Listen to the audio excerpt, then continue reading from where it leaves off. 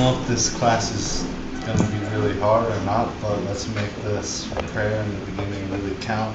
You know what I mean? So really try to focus and make a good dedication, because there's no way we're going to get through this without some major virtue on our sides. Sashi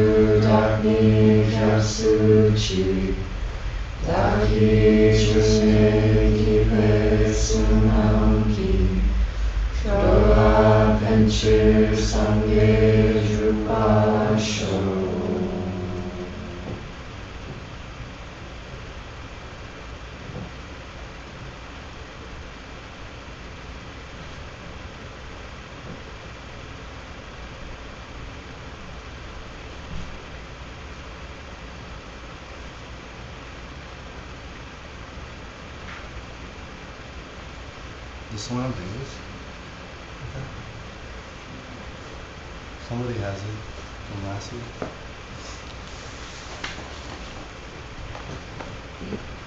You read it last week? No, I read it. Does anyone have it? Really?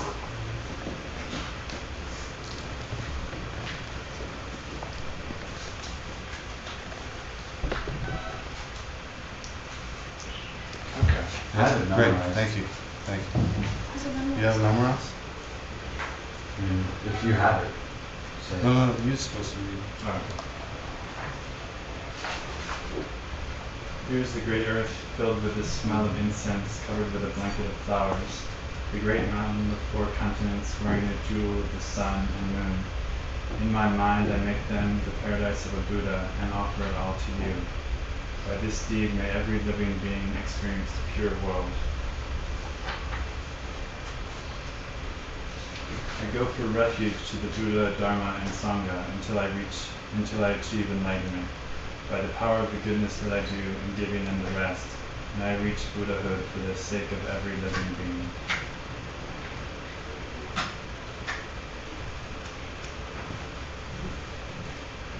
I go for refuge to the Buddha, Dharma, and Sangha until I achieve enlightenment. By the power of the goodness that I do in giving and the rest, may I reach Buddhahood for the sake of every living being. I go for refuge to the Buddha, Dharma, and Sangha until I achieve enlightenment. By the power of the goodness that I do in giving and the rest, may I reach Buddhahood for the sake of every living being.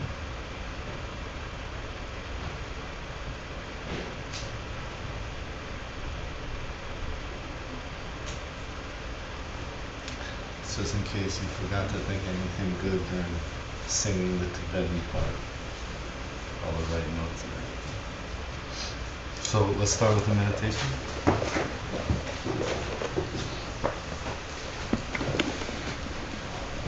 And the last little stretch you need to do.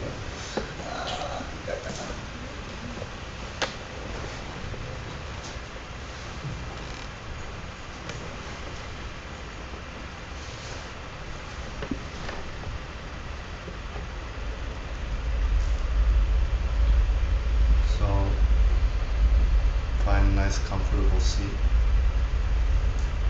And really make sure your back is straight, like each vertebrae is stacked one on top of the other, all the way up to the tip of your head, which is just like gently tugged by a little string, just hanging. But all the tension in your shoulders melt away, maybe inch by inch, in your neck, shoulders.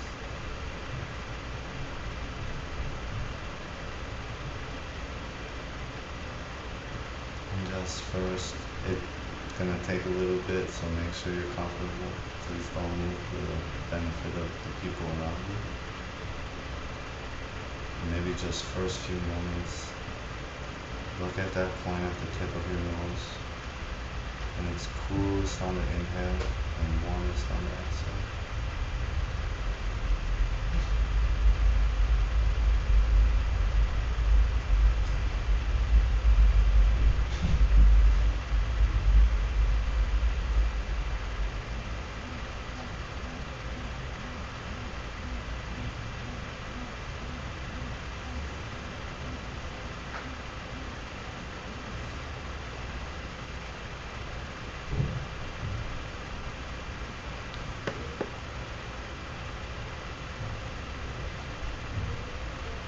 Now picture that place, that perfect place for your meditation. All of the conditions are absolutely perfect. You're there now.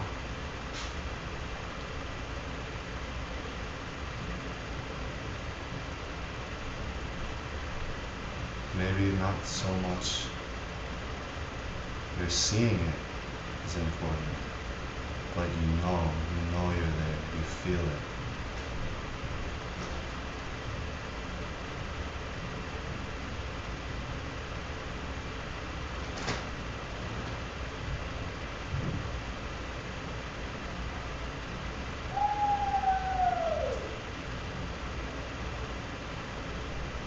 Any sound, any distraction, anything, these are all mental images. These are all coming from causes you yourself trying to manifest. The conditions are absolutely perfect.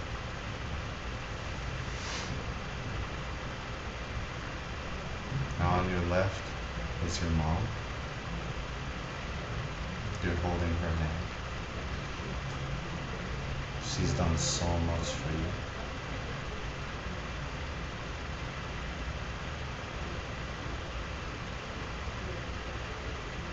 She's the one who gave you this precious love. You need to help her. And she's counting on you.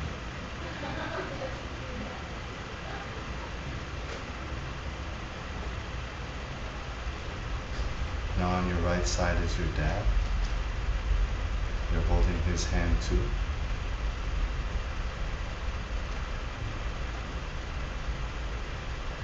You need to help him too.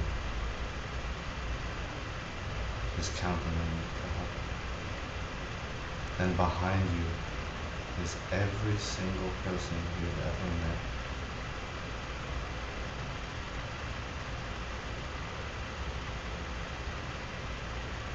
They're looking to you for help. They're all facing the same difficulties, the same sufferings, the same misunderstandings, the same ignorance.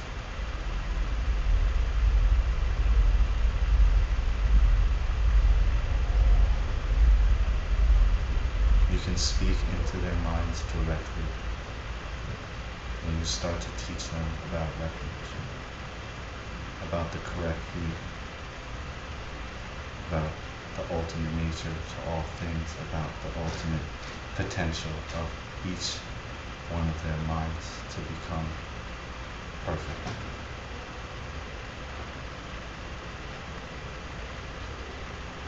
Using karma and emptiness to end suffering.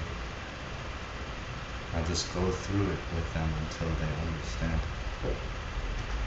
You know how to help them.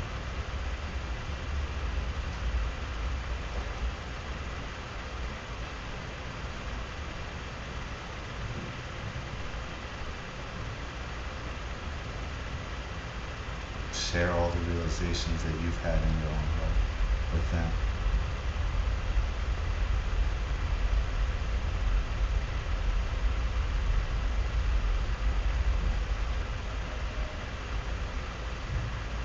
Now understand their emptiness. They are projections from your mind.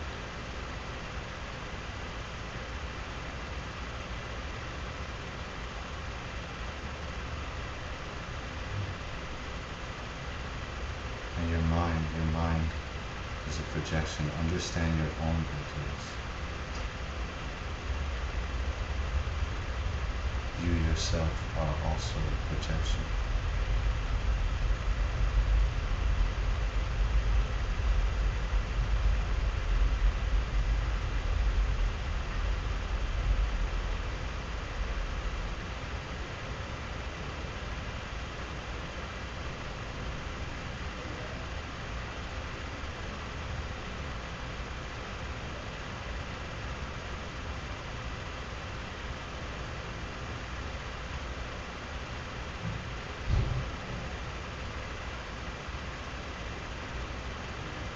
That was teaching them the Dharma jewel. That was the Dharma jewel. That is the Dharma jewel.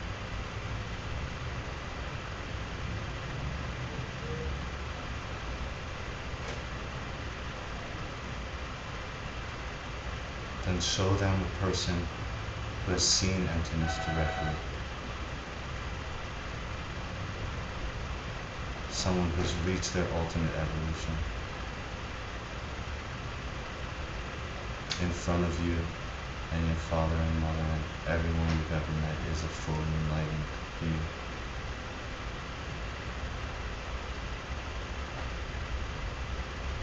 Looking at you like you're the one person in the entire world that they would like to be with the most right now.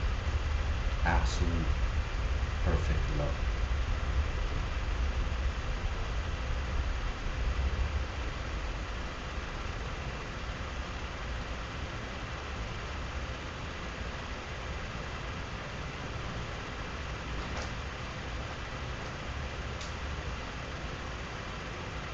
And they long for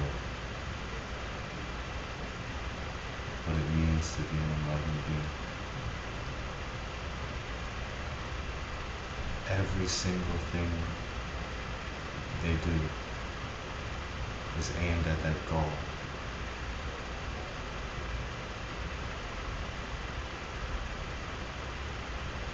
You all together will reach your ultimate evolution. That's the Sangha jewel.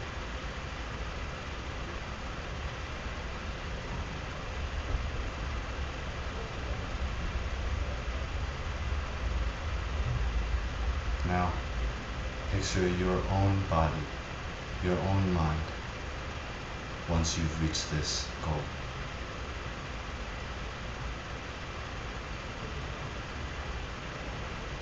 Maybe your skin is like a thin layer of pure light. Your inner body is the entire spectrum of rainbow light. And you can see every single being and have ultimate love for each and every one of them like they're your only child simultaneously.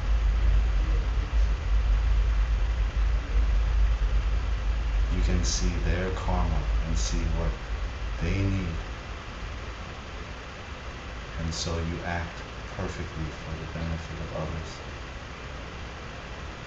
You're forced to be in sheer bliss in every moment.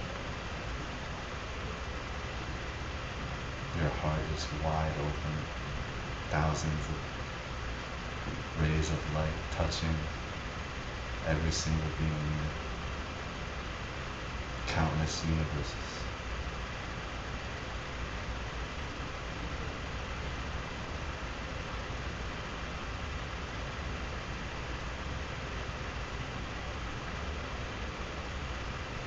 And so you teach them all what it is to reach this goal.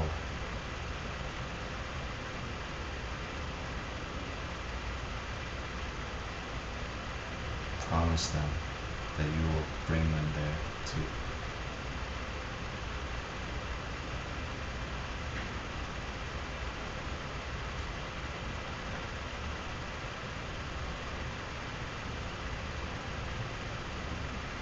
are so happy, so happy.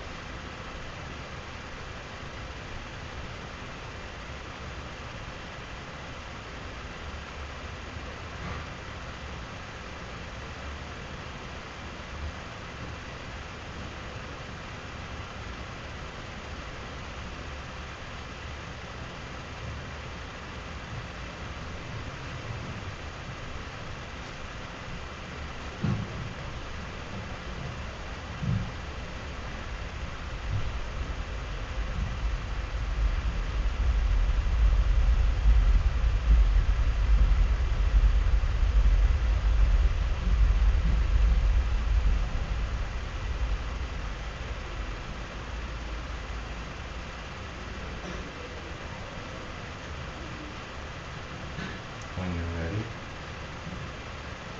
gently, gently, maybe say goodbye and come back to the room.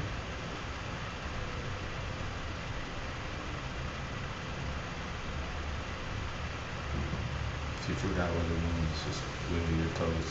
Something.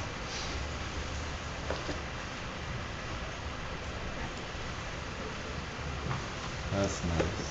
You guys are really still. Maybe that makes up for some journal issues.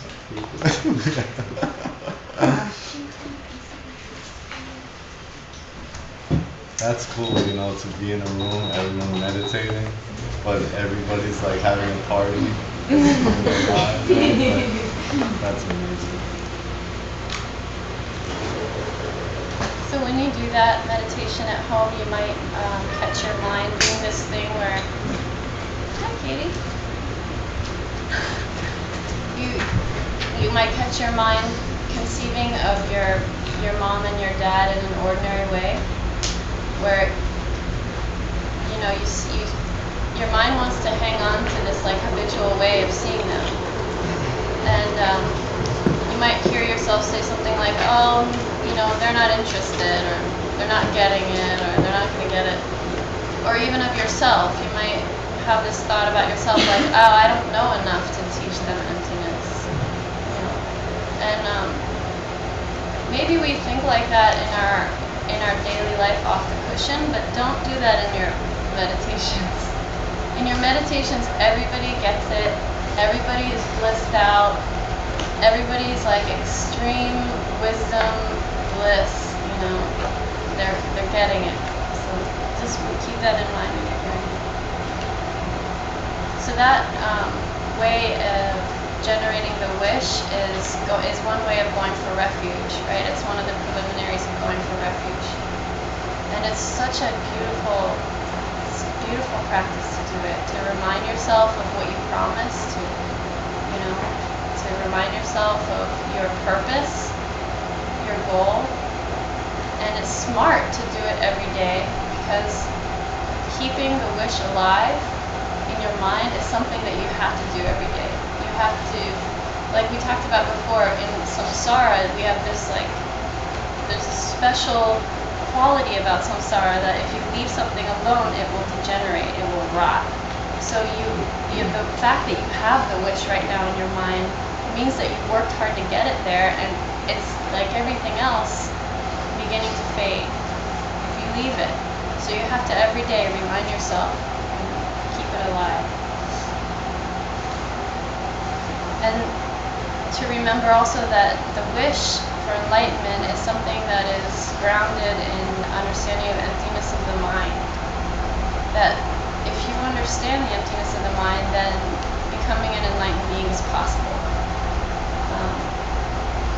And it's also grounded in a love for all beings. And then so you have to take your mind there too.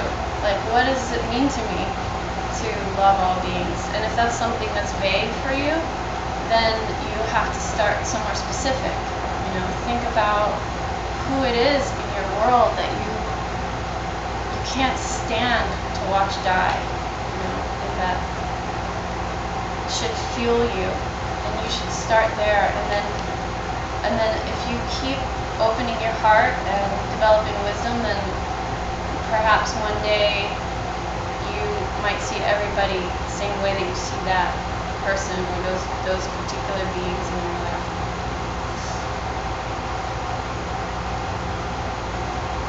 And just imagine, when you did this meditation, I'm sure if you were really doing it, you got some sort of, you were moved in some way, you generate this emotion, and it's this way of opening your heart so that you can be receptive to the wisdom and the analysis that you do after. And imagine if you generated that level of emotion every day when you sit on your cushion.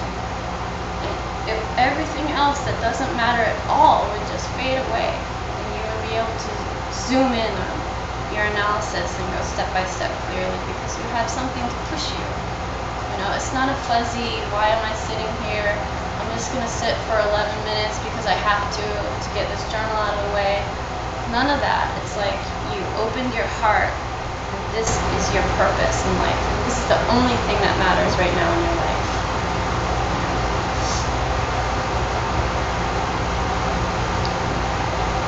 And that would take away this kind of tendency we have of going through the analysis, even if we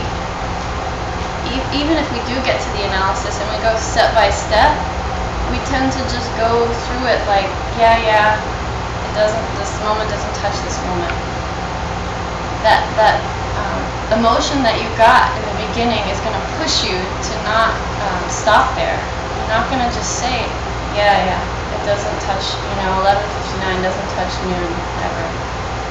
The past doesn't touch the present.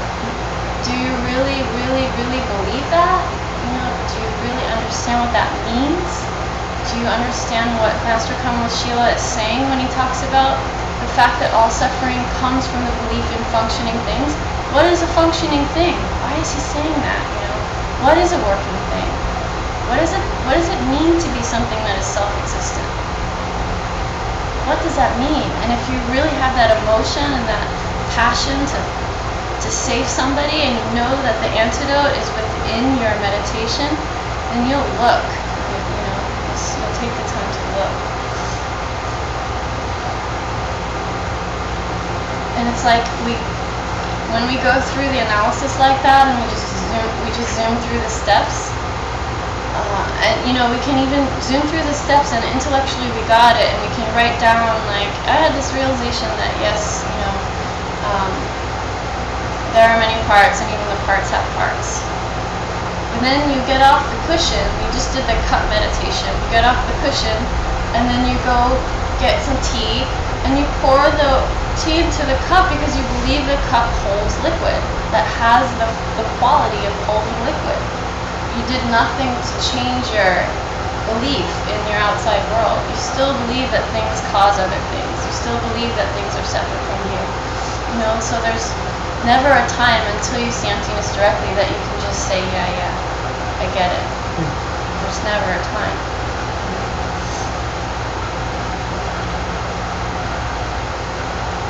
And the cup, like we were saying before, like who cares about the cup? We care about the fact that our moms are dying or dead. We care about the fact that our partners say something mean to us and makes us upset. That's the stuff we care about. So if you're getting off the cushion and you're still seeing your partner as being irritating from his own side because he must have the qualities that irritate you, right? The only reason you get irritated with someone is because you believe they have the qualities that irritate you. So if you're still having mental afflictions, you need to go through more slowly in the analysis. You need to actually do the analysis. Don't jump to the end. That's a lot of the stuff that I was seeing in the journals. It's like, what was great was that you were applying the meditations to your daily life and making them practical, and studying the fact that you have certain mental afflictions. But there wasn't any breaking down of what you were seeing. It was just like, this is what's happening, I'm getting angry, and I know that it's empty. It was like you were jumping to the end result. There wasn't any steps between that we were seeing, and maybe you were doing the steps and you just weren't writing them down, but it's good to write them down even for yourself, because later you'll look back and you'll be like, I didn't really understand that. Or you'll be like, oh wow, yeah, that was a good realization. I need to remember that. So it's good to track every step of your analysis. We won't get bored. So just do that. And the reason that it's also, another reason it's also good is that you can look back and you can see that what it was that you were analyzing. Maybe you were analyzing your partner, whatever it was that you were having a mental affliction about. You were fully convinced in that moment of a story that you had fixed onto that object. And it's very hard for us to see ourselves doing that in our daily life. We're making a story about every single thing that we see. And it's like, you might have a friend that does this all the time, like in an extreme way, and gets angry all the time, and you're just like, they're like a caricature of our own mind. They're showing us what we're doing that we can't see ourselves doing, You can easily see it in someone else, and you can say like, wow, they're really getting carried away by these stories, and they're not necessarily the stories that they need to see. They're not necessarily even true, It's like, even me looking at this glass right now, I can only see this version from this angle. But there are so many other angles. And I believe that this is the only one that exists. And I'm so convinced that that's the only one that exists. And that's just what we're doing with everything. So.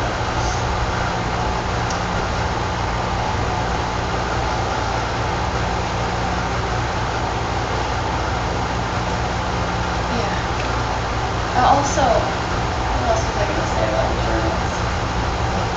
Lots of stuff. Just mostly that there needs to be more analysis. You're told? That was a super I'll just turn lower or quieter. Let's see if there's a quieter side. It's not very hot out there.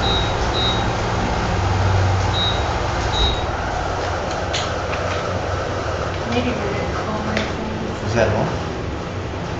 Is that a fan? That's just the fan. It's Oh, just the loud fan like is good that. because it's nice outside. Yes. I think that it might be a good idea to go over, if you haven't already, to go over the classes from Bok Jinpa II and just to really get them memorized, those proofs memorized, especially the synonyms of a changing thing, a working thing, and the 4 ways to prove that an unchanging thing can't exist. Do you know which class that is in Bok Jinpa II? This is class 3. I know class 4 is one or many. I think class 3 is class Can we get more of those books? That book is amazing. 4. Oh yeah, Some more books. yeah. They're supposed to be getting more. And the visualization. Helps, yeah.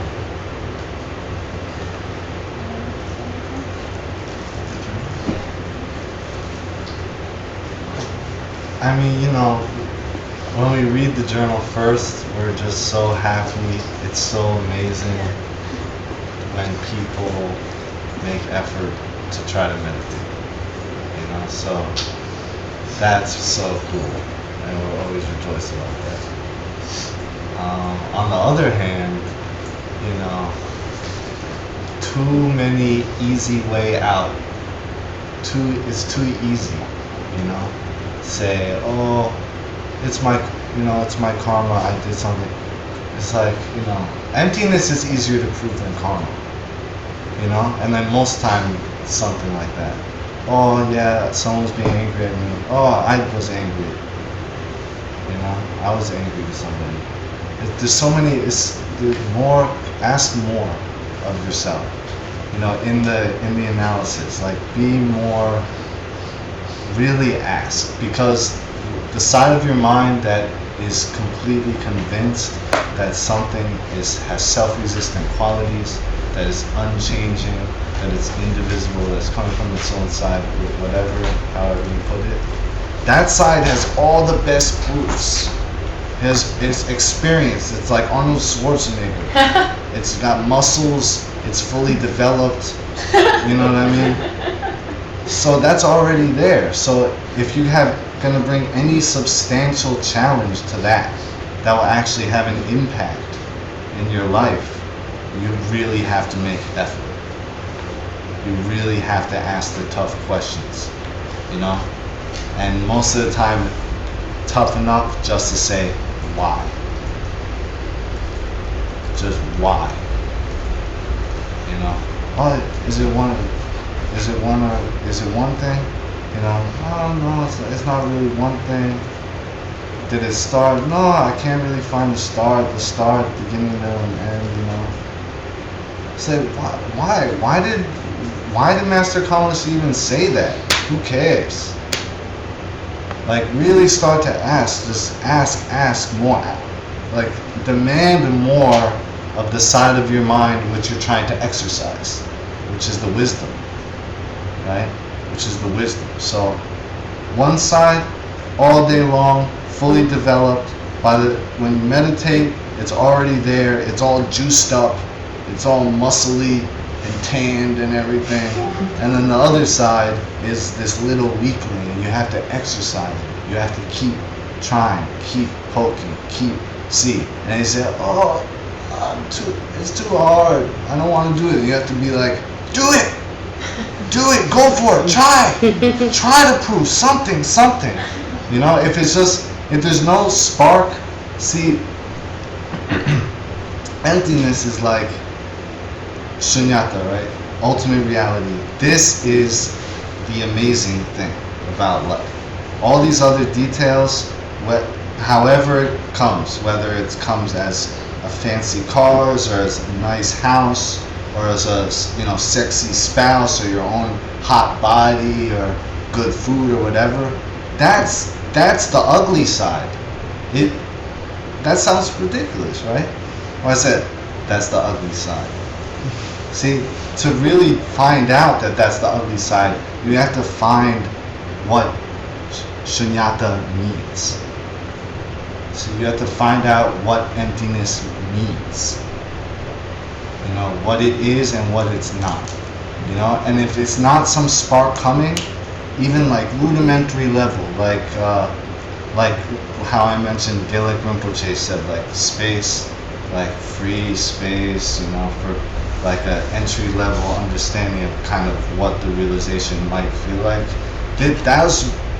That entry levels already should be very beautiful and like inspirational and like otherworldly almost, like complete absolute magic. So if there's no magic when you do the analysis, oh, it's coming from me, then actually nothing happened. There was no if you remember what Teddy Loss said in the past class, his comment said you have to check if your heart agrees with what you're saying in your meditation. You can answer the question easily, but if your heart isn't feeling the answer is true, then you didn't do it right. Then you're just saying something that you heard. So you really try to push and push and push. And you don't have to go all the way prasangika, consequence level emptiness. The lower emptinesses are extremely profound. It doesn't mean you're of a lesser practitioner. And actually, right, Jetson Kapo say that those steps, were put there by enlightened beings. That's how you reach the highest level. Probably, at least in my case, doing the analysis, the one thing that pushed me over the edge of saying, oh yeah, it's true, without really gaining some deep realization is doubt.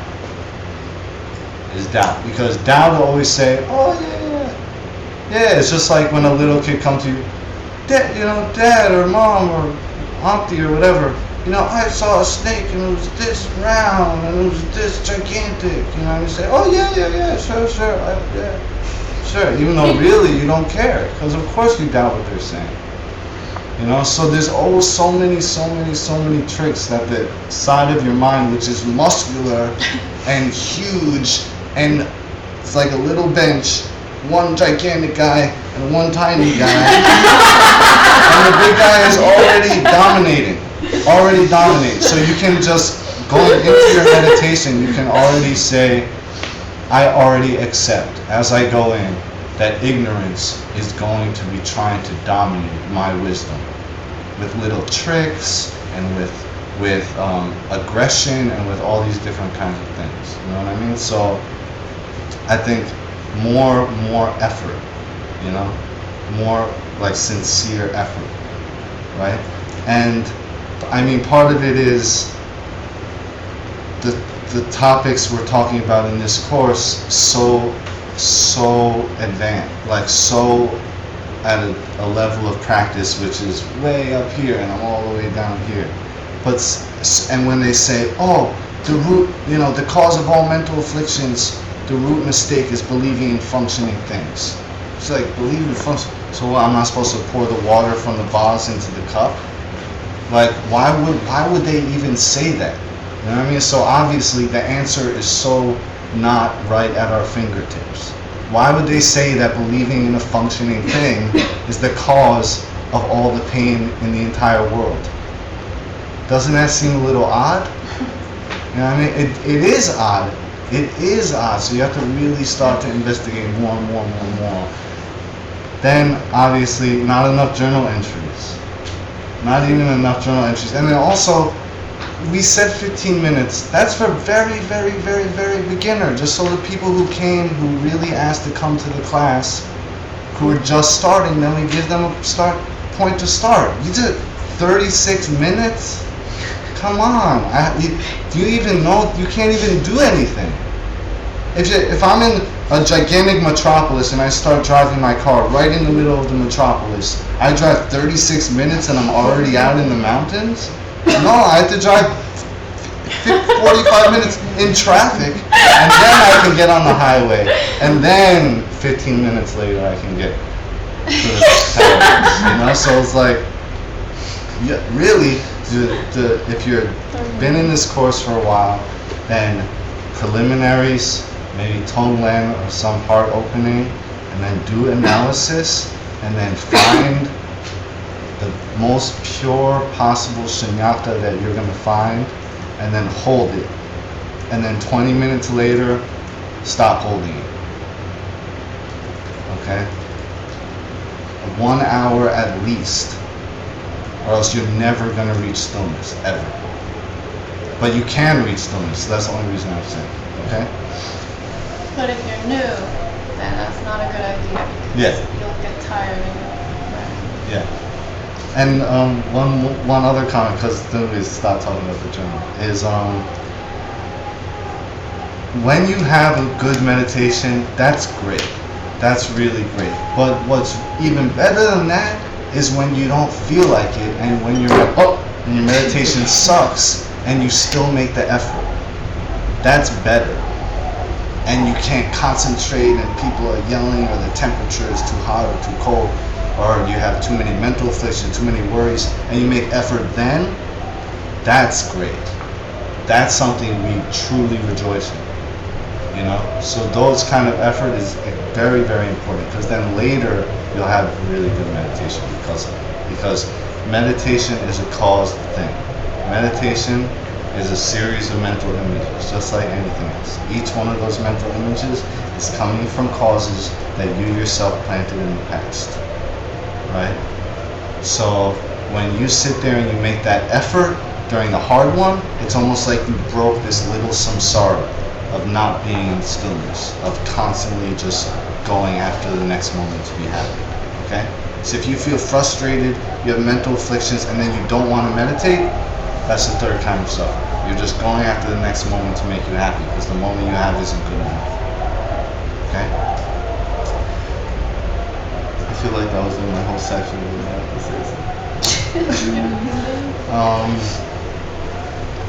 So at this point, then we've reached nirvana, right? We're talking about reaching nirvana on the way to omniscience, right? The nirvana, the complete cessation of mental afflictions, right? So, and mental afflictions, the cause of all the pain in the universe. So no mental afflictions, completely gone, no vocabulary for it, nothing, then total obscene happiness. Ridiculous happiness, right? So that kind of addresses one common misperception about being a bodhisattva. Okay?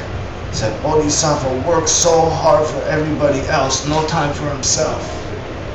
You know? Really, being a bodhisattva, right? It's not taking on suffering. It's not taking on suffering, you know, just for the sake. Just do hard, take on suffering. You know, you don't stay in samsara. It's not a bodhisattva act to stay here in samsara, to subject yourself to more mental afflictions. Okay? Working for other people, you're forced to reach ultimate happiness. You're forced to reach ultimate happiness. You know, so in case there is some residue of this idea, oh, dedicating yourself to other people means you don't try to reach ultimate happiness in the quickest path. That's not true. You are trying to reach ultimate happiness in the absolute quickest path possible, because that's how you're going to help everybody else. Okay? Now, how do you reach ultimate happiness in the quickest path? By helping other people, right? So it's like this perfect equation. You know, you take 100% full responsibility, as much as you can, hopefully more than me, you know, to help other people. If they need something, you need something. You know, I'm like a classic procrastinator, so usually maybe it'll take me at least 5 minutes before fine. Alright, then I'll go get it or something like that. But you can be better than that, you know? Just as soon as you see, even a few minutes, then okay, then help them like that. And then you're going to be forced to be extremely happy. And it was like Lama Maru said, in order to reach a happiest, you have to be happier. You know, so that means, this is a good point, I think, because, you know, you have to make an effort to be happy. You have to make an effort to be happy, because that's how you're going to help more people. You see? And there's this amazing story about this incredible Rinpoche named Geshe Chikawa. And he was, I don't know, Geshe Michael was there or what, but he was, or when it was, I don't even know. He was on his deathbed, and he was this incredible monk. He dedicated his entire life to, you know, working for other people, and he's dying, and he has some other high lamas around him. And sorry if you've heard this story before. And as he's dying, he's telling them kind of what he's seeing, and he's begging. He's saying, please let me stay. There's people I didn't get to help them enough yet. Just please send me back. I'll be fit. You know, I can be here. I can keep helping them. You know, there's so much I need to do. And as he's begging to stay down, every time he makes that wish, please let me stay, please, to help all these people, these angels come, these special, you know, dakinis or whatever word you want to call, and they're pulling him up. They're just pulling him up to heaven. And every time he tries, please, I just want to help all these people, then they're pulling more and more. And I think that's a perfect example. You just throw yourself into serving other people, and then someone's going to throw you into just sheer bliss. You're going to just be forced to be completely, utterly happy. Absolutely happy. Okay?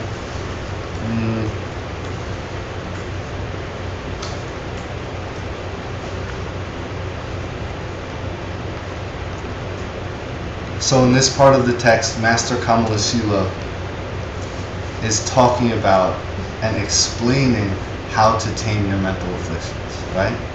Is people doing the readings, right? it's really profound. I know it's like concise, short, but extremely profound. So having obstacles to nirvana, ultimate happiness, and having obstacles to omniscience, coming from one root mistake, right? Coming from one thing. What was that? Does anyone remember?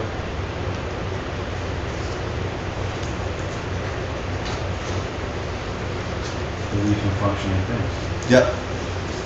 Exactly. It's believing in functioning things. So if we, I know this is like way, if you get this, you know, that's amazing, you know, because I don't get it. But apparently, or something, if you take away the belief that something has characteristics of its own, that it can cause something else, that it has unchanging qualities, then you've eliminated the obstacles to omniscience. And if you remember the quote from Lord Buddha in the, what is it called? The presentation of the two truths, where he said, the obstacle of an afflicted state of mind has as its cause the root mistake, the belief in seeing things that don't start and don't stop as functioning things. The obstacle of an afflicted state of mind has as its cause the root mistake, seeing things that don't start and don't stop as functioning things. So sound, as soon as we think that something has a characteristic of its own, we're in some sorrow.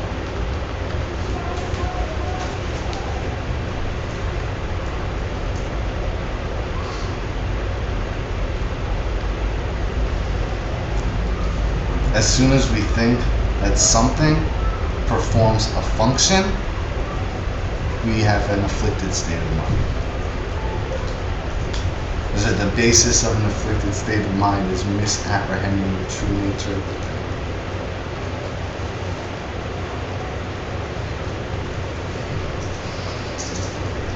So then Bodhisattva asked Manjushri in this reading, what makes up the afflicted state of mind? And Manjushri says, an afflicted state of mind is believing in anything as an existing thing that causes something else. So, why would believing that something that causes something else be the afflicted state of mind?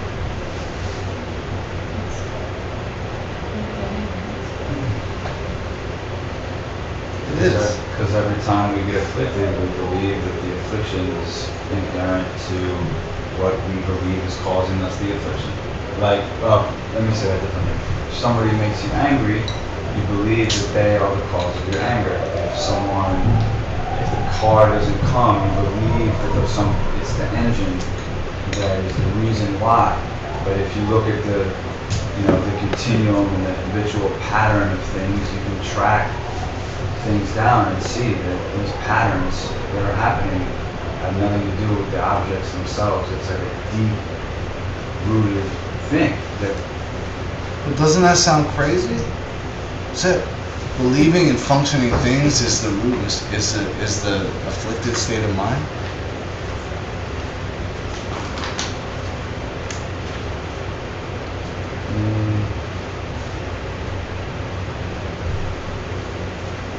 And then the afflicted state of mind itself. Is it one moment? Is it many moments? Is it one thing? Is it many things? Did the past mind cause the present mind? Did the moment before this moment of mind cause this moment of mind? Do the moments touch?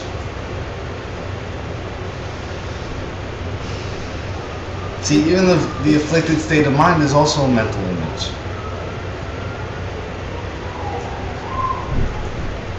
And then then there it is. I mean, it's like a clue, right? Because that's the clue. How to destroy an afflicted state of mind. Where's the pen? Where's the pen? I mean, like if we could just get this, I think that's it. I mean, that's the end of the path. You know what I mean? It's it. You say it's a pen, right? The pen is here. The pen exists. The pen is here. The pen exists, right? The pen is here. But pen is not there. Pen is a picture in your mind. There is no this without pen. There is no this without pen. There is no this. This is a pen. This is the pen. The pen is here. The pen exists. There is nothing there without a picture in your mind. Without pen. There's nothing there without pen. So what's there then if there's nothing there without pen? Emptiness is there. The pen's emptiness is there.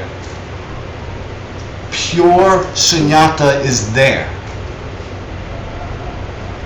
You see? We thought the pen was there. We thought pen was there. Pen's not there. Emptiness is there. We thought potential to write was there. It's not. Potential for enlightenment is there only. Emptiness is there only. That's the true nature. There's a deceptive nature to all things. The two truths, right? Ultimate nature means that's what's actually there. Shunyata, pure potential is there. It's there. The pen is not there without pen. There is nothing here, really. Truly.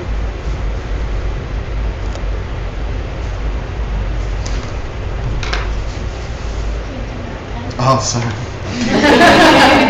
Thank you. So imagine if you interacted with your world like that, where every single object was just pure potential for enlightenment. And what kind of world would you be creating? And instead, we're habituated to believing that things are out there functioning separate from us, causing other things and causing things in our own mind. And they say in the yogic tradition, when they teach emptiness, they say ignorance or avidya is the field from which all the kleshas arise, all the mental afflictions cannot take root unless you have this like soil, which is ignorance, which is this mistake of the mind, which is believing that things have some sort of self-existing qualities, some characteristics of their own.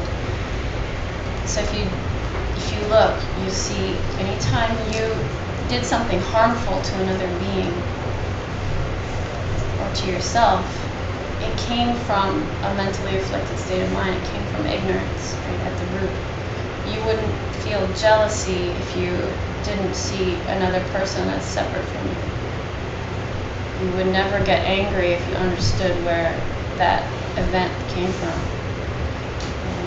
You'd never feel sad. You would never feel fear.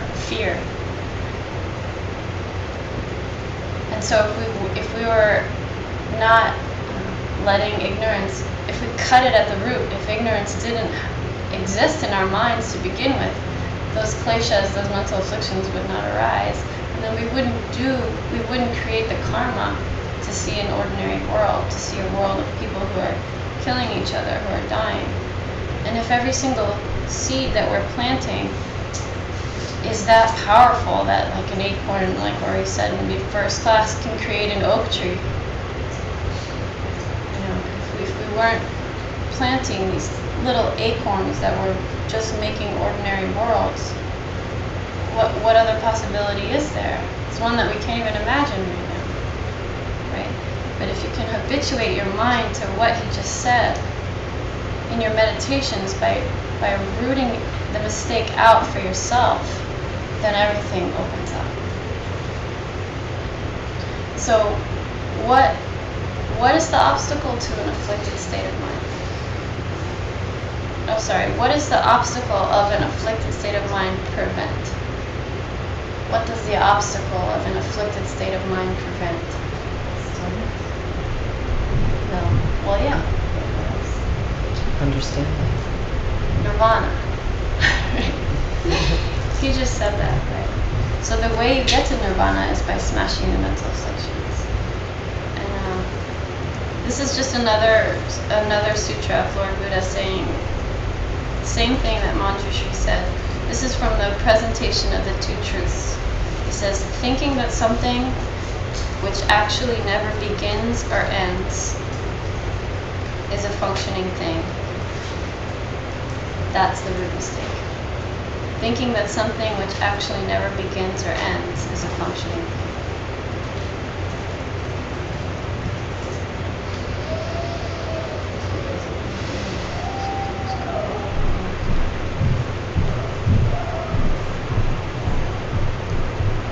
What I was going to say, please. Just go. Yeah? Question about, okay, like, if we're trying to hunt down a cause through, like, our understanding of karma, like, how does that fit into it? Is it like, is that, like, still, like, okay, I yell, like, if I'm trying to figure out, like, why I've got an angry boss calling me, you know, yelling at me, and I'm hunting that down, and I'm like, oh man, I'm trying to work on, like, what do I do next? Is that, like, I'm confused, am I responding then to that empty object, and that's the problem, or should I be, like, hunting inward in my, like, past events to work on it so I can then take an action next? Or I can't even really take an action next time, or like, to what extent does that go? That's good, we confused them. So, I'm not really sure what you're asking. I think I Should you not pay attention to karma? Because I'm like, I'm still touching on objects or ideas. I'm working off of those ideas. I'm Well- like, well, the next step, how far do I let go of them? Just like say, okay, abandon all that. Just go. Like almost like diamond deal. This thing or that thing. Well, here's the thing. The position of Lord Buddha and Nagarjuna, Ari Nagarjuna, and Atisha, and Master Kamashiva, Jetsun Kappa, all these people, right, is that emptiness, the wisdom of emptiness is the only antidote, direct antidote to suffering, period. And it's the ultimate nature to every single thing that you see. So when you're faced with a certain situation, angry boss, does it mean he's a jerk, you were a jerk, right? Whatever. But going back, spending your precious time reaffirming your story for your own past is 100% BS, according to Lord Buddha. He's saying, karma exists. Karma exists. Cause and effect is true. And that's why emptiness is true, right? And cause and effect is true, so please, please live an ethical life. But if you're going to spend your precious mind on anything, it's examine what is the true nature of it. Split it open, hold that realization, and by doing that, you've cut it out at the root. Other way, Hinayana way, very beautiful, very profound way. Not that. So you say, it's karma. I was a jerk. I'll refrain from being a jerk. And slowly, slowly, slowly, over the next 1,000 lifetimes, the jerkness will get less and less and less until I reach nirvana. But that's not the position of this school, Right. of Mahayana. Okay? That's it, right? Yeah, to continue with the story, it's just not the case. You're just can't prove it. replanting that then to keep yourself going that way versus getting into now. That's one way to say it. Thank you. So, both really good, obviously. Two really good things to do, but one in our school then obviously is the best.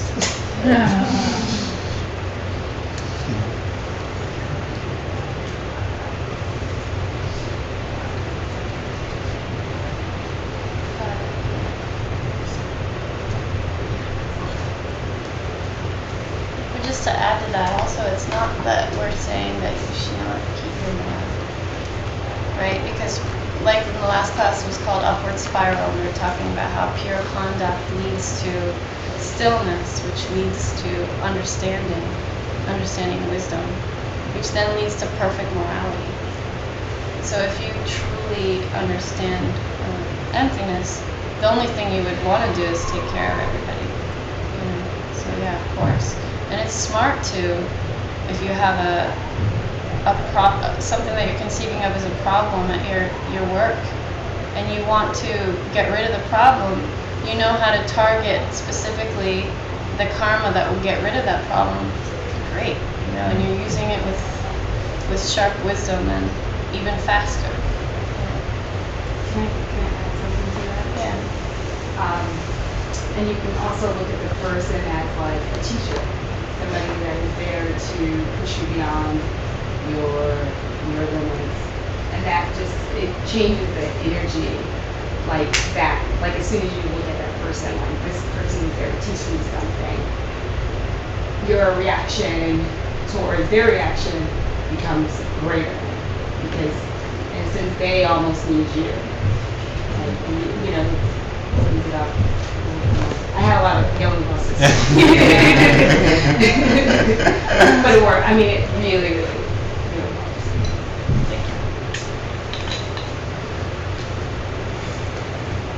So let's do like a little quick review.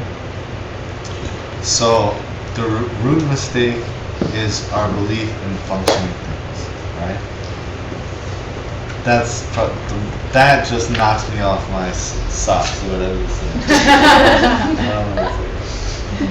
So you have to really put it into your own words, right? Functioning thing, blah, blah, blah, blah, blah. What's a functioning thing? That's the main thing. What's a functioning thing? Could someone point to a functioning thing in the room? Nothing? Could you point to something that isn't functioning? That's even better. That's the real answer, right? It's like functioning thing equals every single thing around you. Because remember the synonyms, right? Cause thing, functioning thing, changing thing.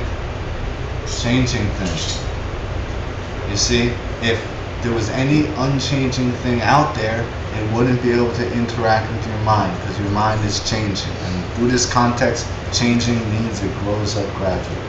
So then obviously, anything you can interact with has to be a functioning thing, right?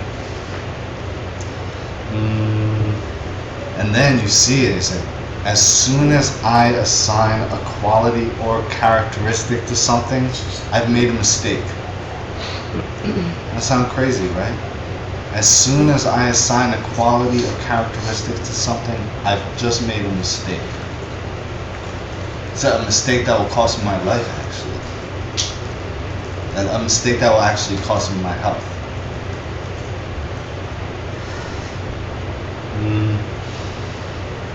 It's something that doesn't start and doesn't stop. So why can't it start? Why can't it stop? Why can you never find a start?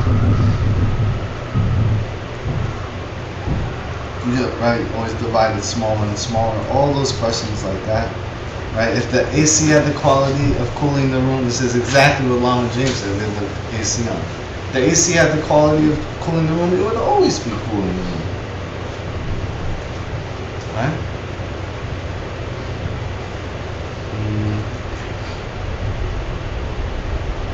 So we have to find some way to get on this elephant or this crazy mad bull and try to reel it in, and just try to start to wrap our heads around what this means.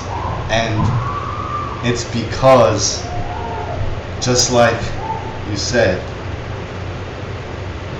when that person is yelling at you and you can get in there, something magical will happen to you. Something amazing will happen. Something about the apparent conditions of the entire situation will totally flip. And sometimes it's in the moment, and then sometimes it's after 6 months of effort. Right? That's all.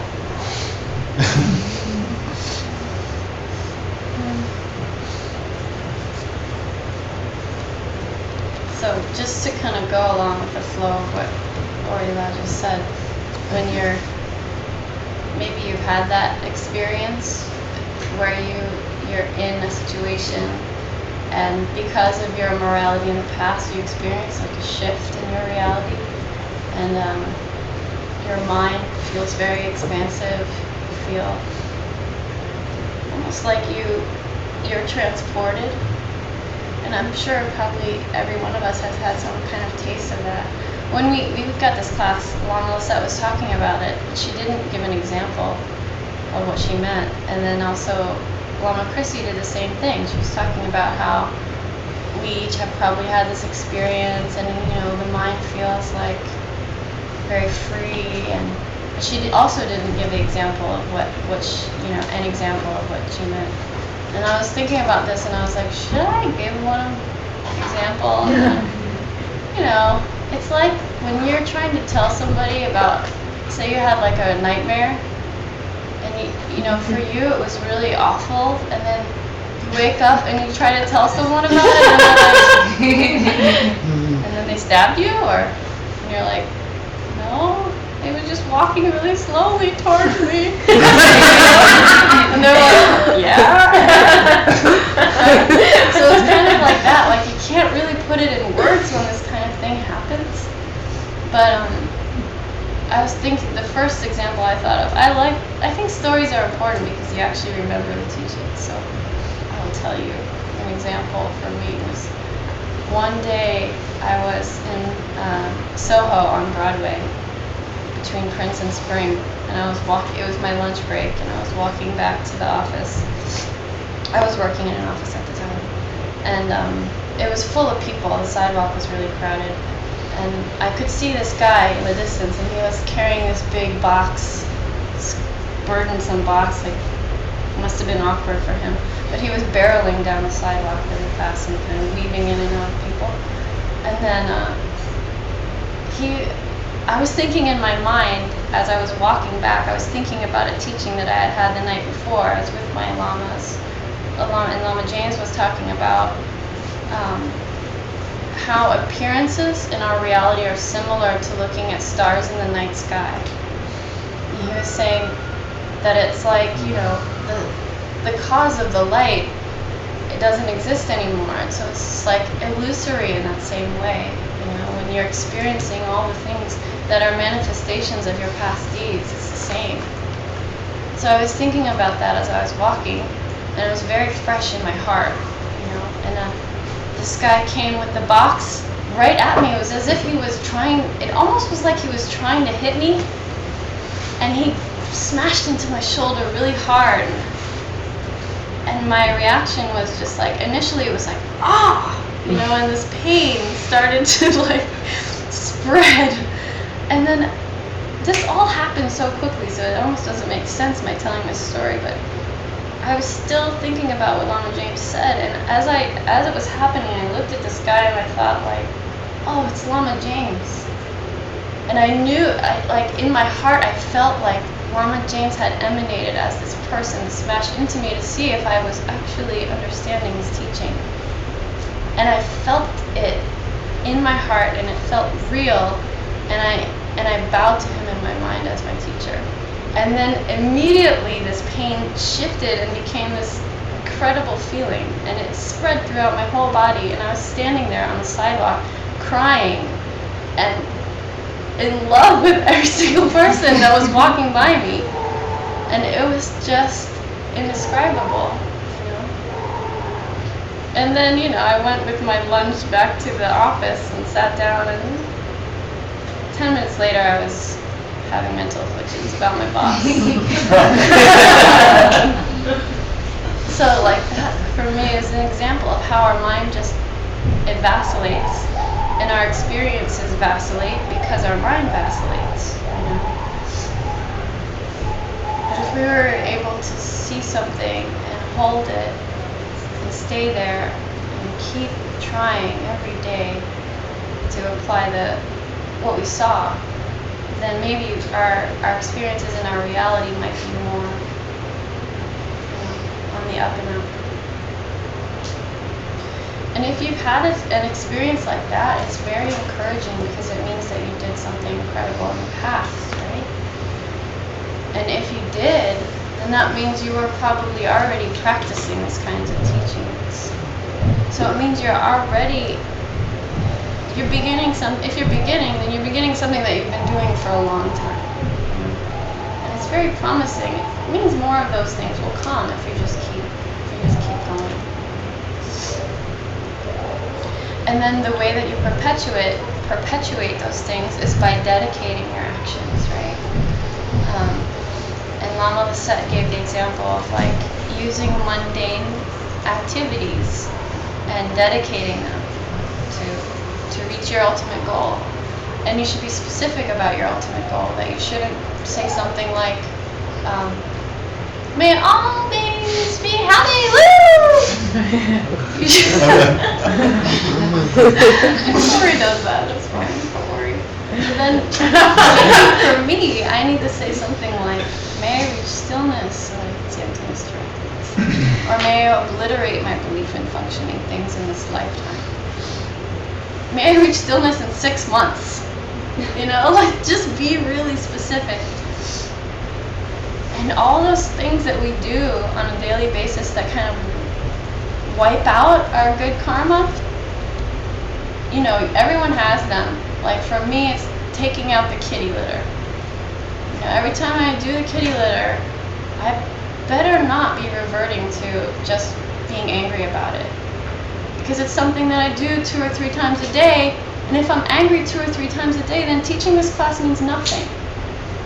All the virtue that I'm creating here is just wiped out in one scoop. Not entirely.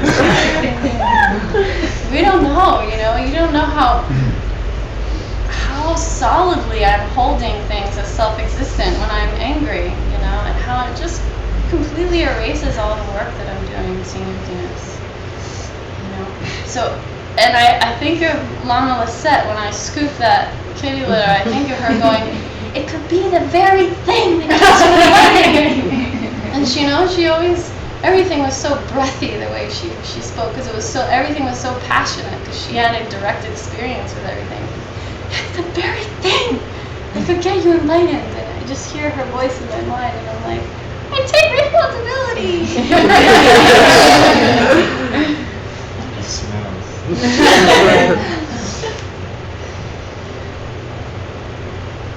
And the fact that it's all mind and it's all empty is how it can work.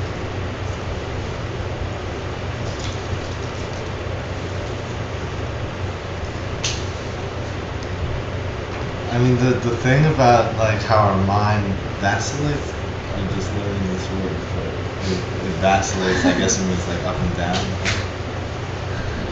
So then you can also apply it to our meditations, because someday, our best meditation ever, and then 3 weeks it's building better, and then all of a sudden you're in the dumps, And this is to be expected, because meditation is a caused thing. Right? Meditation is a cause thing. It comes from, to have a good meditation where you're actually cutting out the root of all the suffering that exists. That's tremendous karma, So then throughout the day we have to be so careful about the seeds that we're planting. It's the little misunderstandings. It's assigning qualities and characteristics to things. The little moments that we're doing that's caused big problems. So I want to eat this thing for a specific result. Right? I want to eat kale because it functions to give me good skin. I'm going to eat it, I'm going to chew it 120 times, for this special result for me, And then every time doing something like that, it's wearing you down. For me, it's more like, I want to hang out with this person so that I get this special feeling, or that they act this certain way towards me like that, And then obviously, wearing me down. It wears you down, because that brings you into a realm of you know, of just desire, of just going after things for the feeling that you think that they'll give you. And that's like the God realm. That's here you are, top 1% of the whole world. You know, you can have all this crazy pleasure at your fingertips, really. You know, like crazy kind of things that you could have. You know, but it's like all that. Its nature is that it's suffering because it's all just rotten. It's all just gonna go away. You know what I mean?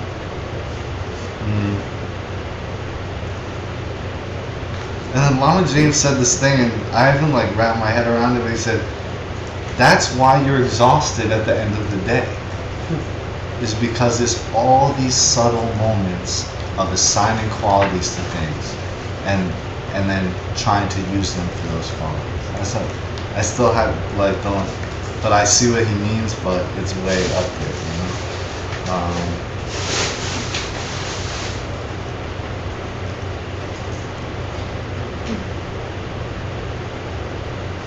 So then we have to go in meditation, preferably in the morning. So there's some meditation that's at 11:30 p.m.